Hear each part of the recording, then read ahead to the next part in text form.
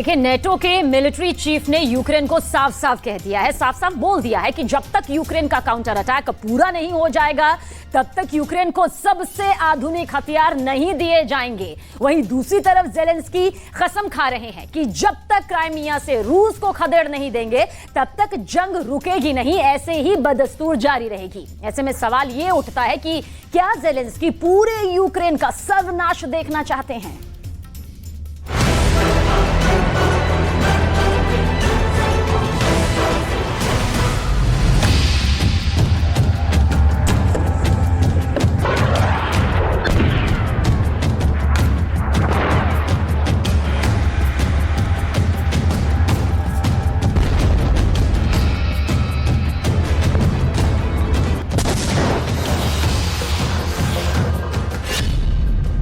सौ दिन का युद्ध, मरेंगे या मारेंगे। लगभग 500 दिन की भीषण जंग के बावजूद यूक्रेन रूस को हरा नहीं पाया है।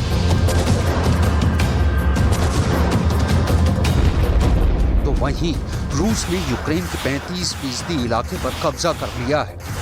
अब ऐसे हालात में यूक्रेन के राष्ट्रपति ज़ेलेंस्की को यह बयान क्यों देना पड़ रहा है? चाहे कुछ भी हो जाए, युद्ध किसी भी कीमत पर नहीं रुकेगा।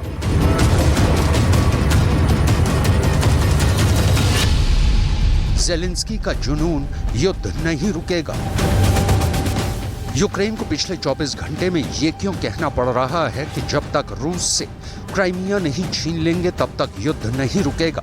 क्या पुतिन के खौफनाक हमलों के बीच ज़ेलेंस्की को नेटो से कुछ ऐसे हथियार मिल गए हैं जिनके दम पर ज़ेलेंस्की क्राइमिया में रूस पर बड़ा हमला करने जा रहे हैं? ऐसे में सवाल उठता है कि क्या अब क्राइमिया में ही रूस और यूक्रेन की हार जीत का फैसला होगा?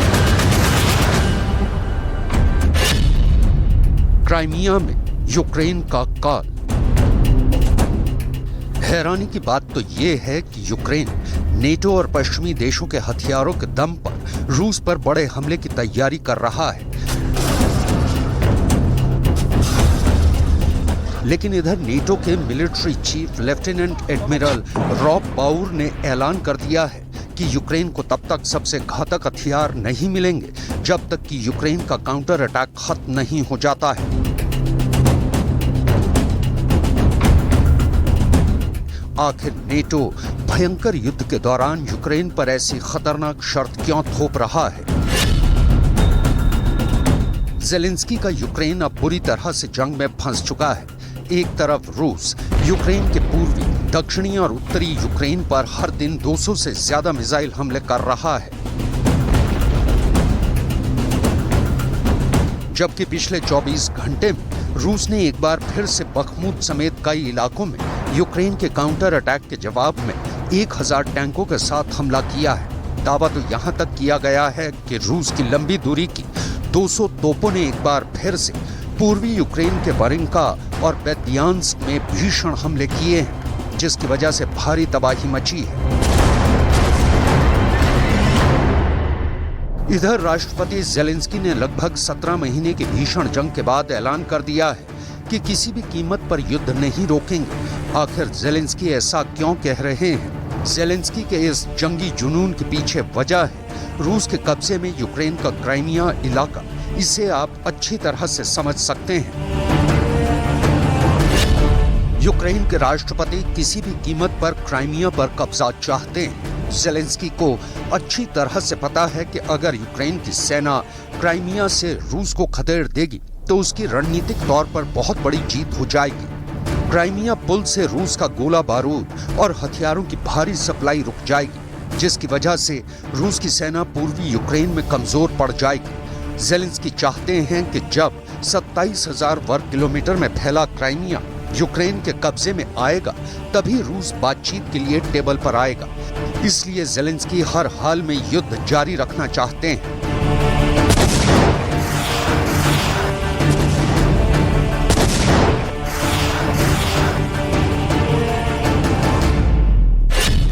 नौ साल पुराना बदला लेंगे ज़ेलेंस्की। साल 2014 में रूस ने यूक्रेन के क्राइमिया पर कब्जा कर लिया था। तब से अब तक 9 साल हो चुके हैं। रूस ने क्राइमिया को ऐसा वॉर गेट बना दिया है जहां से रूस की सेना तूफान की तरह आती है और पूर्वी यूक्रेन को तबाह करती जा रही है। अब रूस ने Bakhmut, Crimea, Donbas, Donetsk, Kherson, Kharkiv, Zaporizhzhia और सुमे पर भी नए सिरे से हमले शुरू कर दिए हैं। ज़ेलेंस्की भी पूर्वी यूक्रेन में रूस के रोज होने वाले भीषण हमलों से बौखला गए हैं। Держава поки не має достатньої кількості якісних систем ППО, щоб захистити всю нашу територію та збивати всі ворожі цілі. Ворог цим користується, як сьогодні, завдавши чергового терористичного удару по місту Суми. Іранським дронам, зокрема, по житлових будинках, а також по будівлі Служби безпеки України. Внаслідок цих ударів є поранені, є загиблі. Мої співчуття. Ми зробимо все можливе і неможливе, щоб наша ППО стала найсильнішою. Сьогодні мені доповідав генерал Олещук. क्राइमिया में यूक्रेन का काल। राष्ट्रपति पुतिन ने एक बार फिर से ऐलान किया है कि रूस के पास हथियारों की जरा भी कमी नहीं है। कुछ खबरों के मुताबिक क्राइमिया में रूस ने ईरानी सैनिकों के साथ मिलकर यूक्रेनी सेना पर शाहिद 136 और शाहिद 131 ड्रोन से हमले शुरू कर दिए हैं। दावा तो यहां तक किया गया है कि रूस के मिसाइल और ड्रोन हमलों का तोड़ यूक्रेन के पास अब नहीं है। हालांकि यूक्रेनी सेना ने एक ऐसा चौंकाने वाला दावा किया है जिसे सुनकर हैरानी हो रही है। 20 मिनट में 200 मिसाइलें तबाह। यूक्रेनी सेना ने दावा किया है कि पिछले 24 घंटे के अंदर उसने रूस के ईरानी ड्रोन और घातक मिसाइलों को तबाह कर डाला है। यूक्रेन का दावा है कि उसके एयर डिफेंस सिस्टम और वायुसेना ने शानदार काम किया है। यूक्रेन का दावा है कि उसने 20 मिनट के अंदर 41 रूसी मिसाइलों को हवा में तबाह कर डाला है। दावा किया गया है कि कीव में कम से कम 12 शाहिद ड्रोन यूक्रेन ने तबाह कर डाले हैं।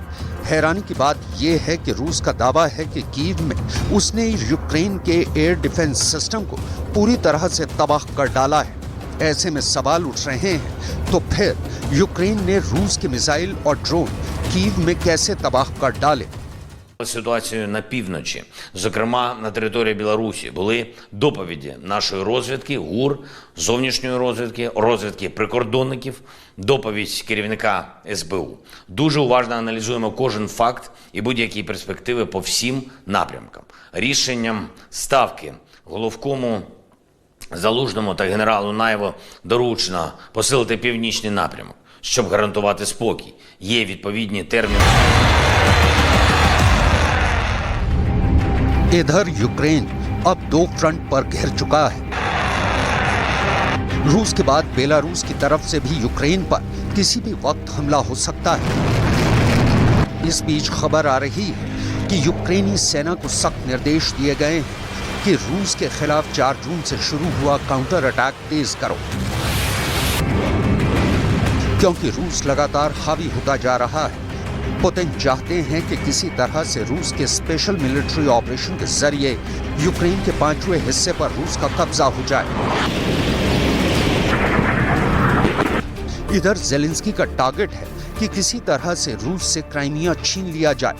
जरा देखिए ज़ेलेंस्की क्राइमिया को लेकर रूस को क्या धमकी दे रहे हैं।